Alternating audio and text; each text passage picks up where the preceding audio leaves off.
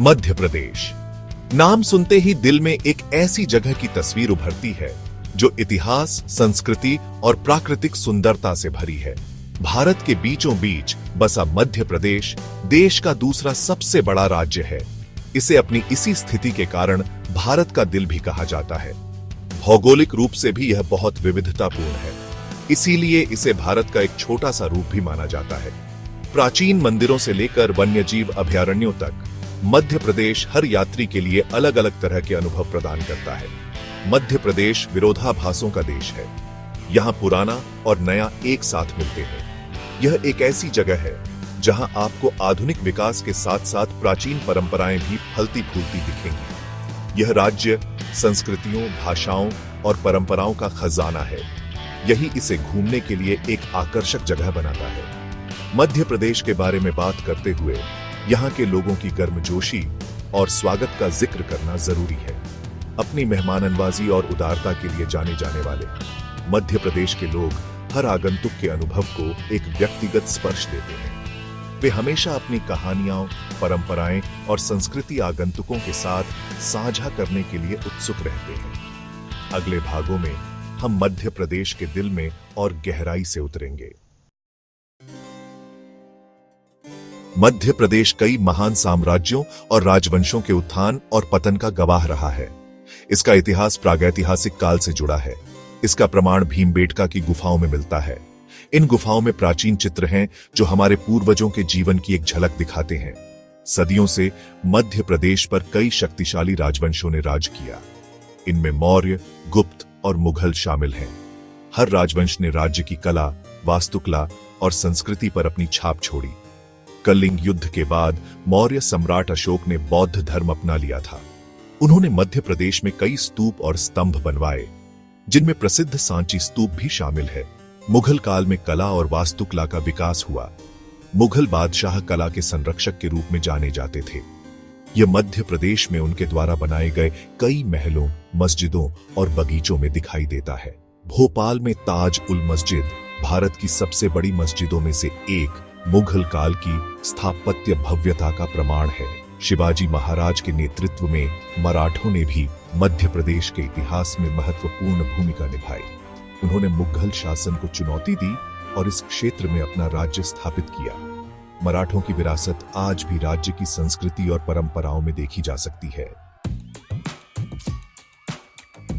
मध्य प्रदेश संस्कृतियों का संगम है। यह राज्य की विविध जनसंख्या, भाषाओं और परंपराओं में दिखाई देता है। राज्य में बड़ी संख्या में आदिवासी समुदाय रहते हैं। हर समुदाय के अपने अनोखे रीति रिवाज, अनुष्ठान और मान्यताएं हैं। इन समुदायों ने पीढ़ियों से अपनी परंपराओं को संरक्षित रखा है। वे मध्य प्रदेश की समृद्ध सांस्कृतिक विरासत की एक झलक पेश करते हैं। मध्य प्रदेश के लोगों के जीवन में त्योहारों का अहम रोल है। पूरे राज्य में इन्हें बड़े उत्साह और खुशी के साथ मनाया जाता है। मध्य प्रदेश के कुछ सबसे लोकप्रिय त्योहारों में दिवाली, होली, दशहरा और ईद शामिल है।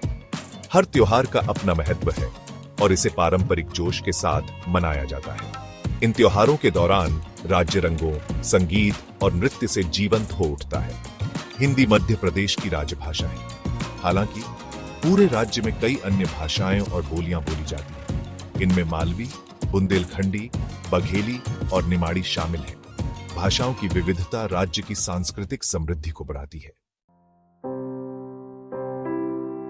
मध्य प्रदेश में कई स्थापत्य चमत्कार हैं। ये संरचनाएं राज्य की समृद्ध ऐतिहासिक और सांस्कृतिक विरासत का प्रमाण है।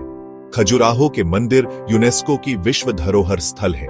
वे अपनी जटिल नक्काशी और कामुक मूर्तियों के लिए प्रसिद्ध हैं। चंदेल वंश द्वारा 10वीं और 12वीं शताब्दी के बीच बनाए गए ये मंदिर जीवन, प्रेम और आध्यात्मिकता का उत्सव है। सांची स्तूप, एक और यूनेस्को विश्व धरोहर स्थल, भारत के सबसे पुराने और सबसे अच्छी तरह से संरक्षित बौद्ध स्मारकों में से एक है।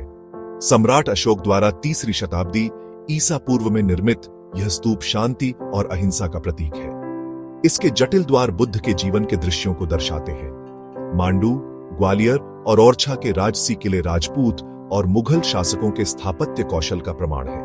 पहाड़ियों के ऊपर स्थित ये किले आसपास के परिदृश्य के मनमोहक दृश्य प्रस्तुत करते हैं। वे इतिहास और किंवदंतियों का खजाना है।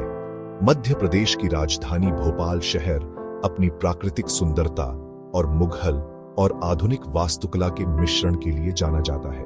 ताजुल मस्जिद, मोती मस्जिद और भारत भवन शहर के कुछ स्थापत्य स्थल हैं। ये स्मारक मध्य प्रदेश में विभिन्न स्थापत्य शैलियों के सामंजस्यपूर्ण मिश्रण को दर्शाते हैं। भाग 5 जंगल की पुकार, मध्य प्रदेश की प्राकृतिक सुंदरता की खोज। अपने ऐतिहासिक और सांस्कृतिक खजानों के अलावा मध्य प्रदेश प्रचुर मात्रा में प्राकृतिक सुंदरता से भी धन्य है।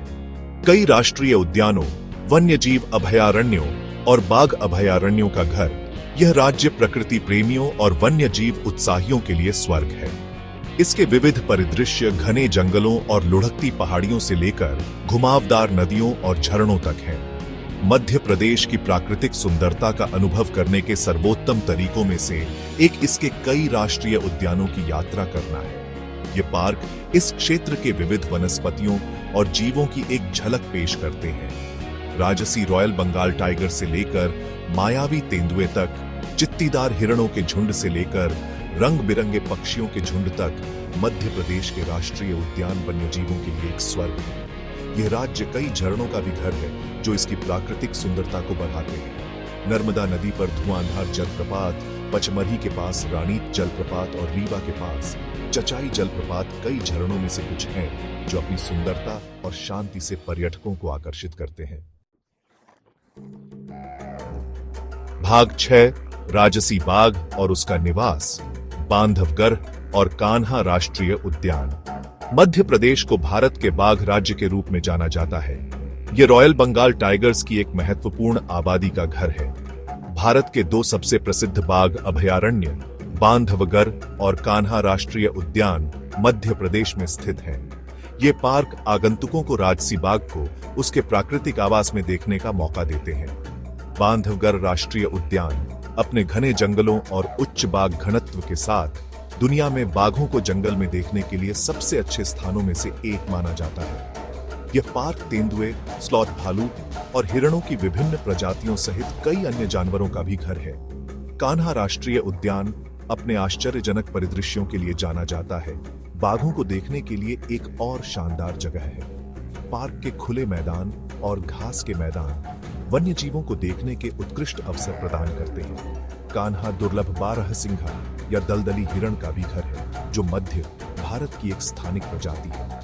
ये राष्ट्रीय उद्यान केवल बाघों के बारे में नहीं है, वे अन्य वन्य जीवों की एक विस्तृत विविधता का भी है। आगंतुक तेंदुए, जंगली कुत्ते, स्लॉथ भालू और हिरण प्रजातियों की एक किस्म देख सकते हैं। पार्कों में पक्षियों का भी समृद्ध जीवन है जो उन्हें पक्षी प्रेमियों के लिए स्वर्ग बनाता है।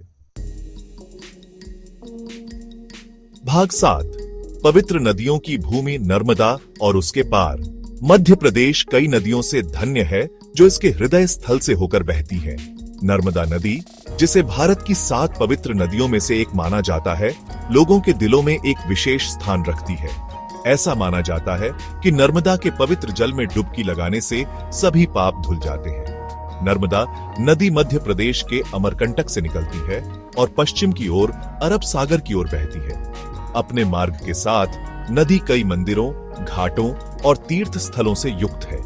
भेड़ा घाट की संगमरमर की चट्टानें, जहां नर्मदा नदी एक संकीर्ण घाट से होकर बहती है, देखने लायक है। मध्य प्रदेश की एक और महत्वपूर्ण नदी शिप्रा नदी भगवान शिव के साथ अपने जुड़ाव के लिए पूजनीय है। 12 ज्योतिर्लिंगों में से एक उज्जैन का महाकालेश्वर मंदिर भगवान शिव को समर्पित है और शिप्रा नदी के तट पर स्थित है। ये नदियां न केवल मध्य प्रदेश की प्राकृतिक सुंदरता को बढ़ाती हैं, बल्कि लोगों के जीवन में भी महत्वपूर्ण भूमिका निभाती हैं। वे सिंचाई, पीने और अन्य घरेलू उद्देश्यों के लिए पानी प्रदान करती हैं। वे कई समुदायों के लिए आजीविका का एक महत्वपूर्ण स्रोत भी है, जो मछली पकड़ने और अन्य नदी संबंधी गतिविधियों पर निर्भर है। भाग 8 मध्य प्रदेश के स्वाद, एक गैस्ट्रोनॉमिक एडवेंचर। मध्य प्रदेश की यात्रा उसके स्थानीय व्यंजनों के स्वाद के बिना अधूरी है। मध्य प्रदेश का भोजन उसकी संस्कृति जितना ही विविध है। यह विभिन्न क्षेत्रों और समुदायों के प्रभावों को दर्शाता है। मसालेदार स्ट्रीट फूड से लेकर जायकेदार करी तक, मध्य प्रदेश हर स्वाद के लिए एक रमणीय पाक अनुभव प्रदान करता है। मध्य प्रदेश के सबसे लोकप्रिय स्ट्रीट फूड में से एक पोहा जलेबी है। चपटे चावल के गुच्छे और मीठे चाशनी वाले प्रेट्जेल का यह संयोजन राज्य के कई हिस्सों में नाश्ते का मुख्य भोजन है। एक और लोकप्रिय स्ट्रीट फूड भुट्टे की कीस है, जो कद्दूकस किए हुए मक्का, मसालों और दूध से बना एक स्वादिष्ट व्यंजन है। जो लोग कुछ ज्यादा पौष्टिक पसंद करते हैं, उनके लिए मध्य प्रदेश शाकाहारी और मांसाहारी व्यंजनों की एक श्रृंखला पेश करता है। दाल बाफला, मसूर की दाल में पके गेहूं के पकौड़ों से बना व्यंजन राज्य के कई हिस्सों में मुख्य भोजन है। बिरयानी, रोगन जोश और कोरमा कुछ लोकप्रिय मांसाहारी व्यंजन हैं। मिठाई मध्य प्रदेश की पाक परंपरा का एक अभिन्न अंग है। मावा बाटी, खोया और चीनी की चाशनी से बनी मिठाई स्थानीय लोगों की पसंदीदा है। अन्य लोकप्रिय मिठाइयों में मालपुआ, गुलाब जामुन और काजू कतली शामिल हैं। भाग 9 निष्कर्ष। मध्य प्रदेश एक अविस्मरणीय अनुभव। मध्य प्रदेश वास्तव में भारत का दिल है। यह अपने समृद्ध इतिहास, जीवंत संस्कृति और लुभावनी प्राकृतिक सुंदरता के साथ देश की आत्मा का प्रतीक है। प्राचीन मंदिरों और ऐतिहासिक किलों से लेकर वन्यजीव अभयारण्यों और प्राकृतिक परिदृश्यों तक, मध्य प्रदेश यात्रियों के लिए अनुभवों का खजाना प्रदान करता है।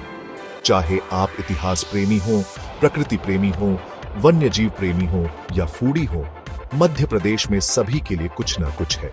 यह एक ऐसी धरती है जहां अतीत वर्तमान के साथ सहजता से मिल जाता है, जहां परंपरा आधुनिकता से मिलती है। मध्य प्रदेश की यात्रा एक अविस्मरणीय अनुभव है, जो आपके इसके आकर्षक आलिंगन को छोड़ने के बाद भी लंबे समय तक आपके साथ रहेगा।